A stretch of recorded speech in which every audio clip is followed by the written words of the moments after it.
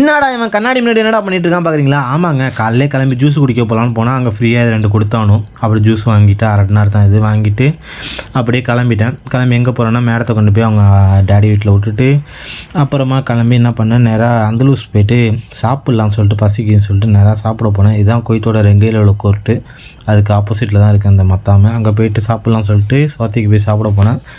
சோத்தியில் போய்ட்டு சிக்கன் சாப்பாடு ஆர்டர் போட்டேன். சாப்பிட்டு முடிச்சுட்டு ஒரு பார்சல் வாங்கிட்டு பாசி சாப்பாடு கேட்டிருந்தான். சரி அவன்கிட்ட போய் கொடுக்கலாம்னு சொல்லிட்டு அவன் வீட்டுக்கிட்டே போயிட்டு அதை கொடுத்துட்டு இதுதான் அவன் வீடு ரூமு அவன்கிட்ட கொடுத்துட்டு அங்கேருந்து கிளம்பி வீட்டுக்கு போயிட்டேன். கிளைமேட் நல்லா இருந்துச்சு, மழை வர மாதிரி. சரி படுத்து தூங்குவோன்னு சொல்லிட்டு போனால் மேடம் கால் பண்ணி வா டியூட்டி இருக்குது அப்படின்னு சொல்லுவோம். நானும் காரை ஸ்டார்ட் பண்ணிட்டேன். மேடத்தை கூப்பிட்டு எங்கே போனால் உபாரிக்கா சுக் தான் போயிருந்தேன். உபாரிக்கா சுக் போயிட்டு அங்கே அந்த ரெடிமேட் ட்ரெஸ்ஸு கடைலாம் இருக்குது, அங்கே போய்ட்டு அவள் அந்த துணி எடுக்க போயிருந்தான். சரின்னு சொல்லிட்டு நம்மளும் உள்ளார போய்ட்டு அவள் கூட போய் சுற்றிட்டு துணிலாம் எடுத்துகிட்டு அங்கேருந்து ஃபேஹா ஜெமியா போயிட்டு ஜாமான் வாங்கணுண்டா. சரி நம்ம வீட்டுக்கு ஜாமான் வாங்கலாம் பார்த்தா வேறு யாருக்கும் ஜாமான் வாங்கிட்டு இருந்தா. வாங்கிட்டு நேராக வீட்டில் வந்து அவளை இறக்கிவிட்டு வீட்டில் ஜாமான் இறக்கி வச்சுட்டு மத்தாம் போயிட்டு இதுவும் அப்புறம் சாய் வாங்கி தான் அதை குடிச்சிட்டு திருப்பி மேடத்துக்கு போட போனால் குட்டி கொஞ்சம் எடுத்து வந்து வச்சுருந்தான். இது எதுக்குடான்னு கேட்டேன், வீட்டுக்குண்டான். அதை எடுத்துகிட்டு அப்படியே வீட்டில் வந்து அவங்கள இறக்கி விட்டுன்னு அவ்வளோதான் போய்ட்டு வரேன்.